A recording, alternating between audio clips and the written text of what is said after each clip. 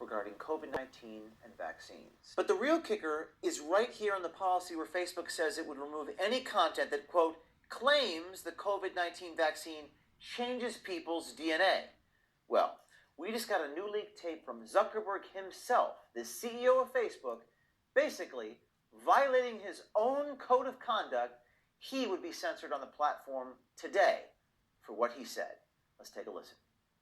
I do just want to make sure that I share some caution on this because we just don't know the long-term side effects of basically modifying people's DNA and RNA to directly encode in a person's DNA and RNA, basically the ability to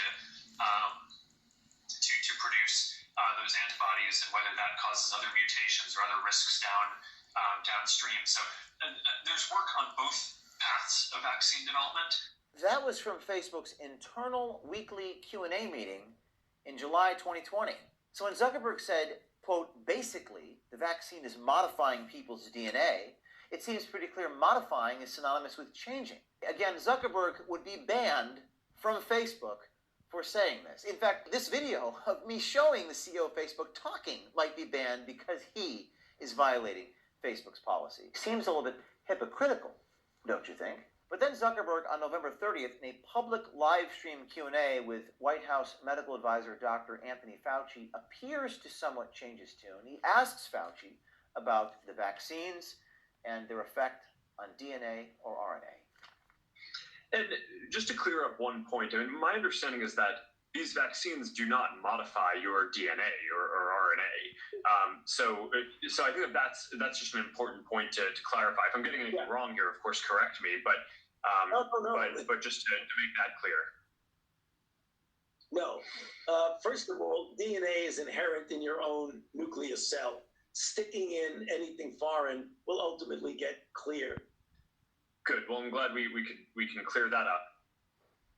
Yeah, I'm glad we could clear that up. It's unclear what is on Zuckerberg's mind or what's in his heart on the subject of the COVID vaccine. Isn't it interesting that Zuckerberg can vastly involve his thinking on the subject of vaccines, going as far as to caution his own staff, but as soon as he's made up his mind, or appears to have made up his mind on the topic, he disallows the almost 3 billion Facebook users to do the same. Rules for thee, but not for me.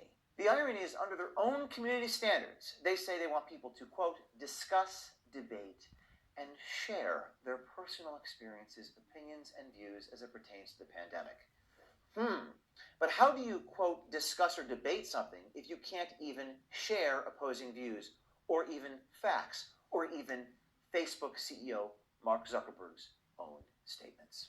Now, I'm not here to tell you my opinion or give you my thoughts on the vaccine. I want to be clear about that. But it is clear that Zuck is not living up to his own book of rules.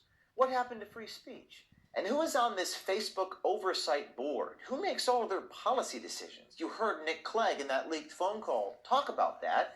Talk about how they make decisions in real time. Mark can be very clear about that ideally we wouldn't be taking these decisions on our own. We would be taking these decisions in line with and in conformity with democratically agreed rules and principles. And at the moment, those democratically agreed rules don't exist.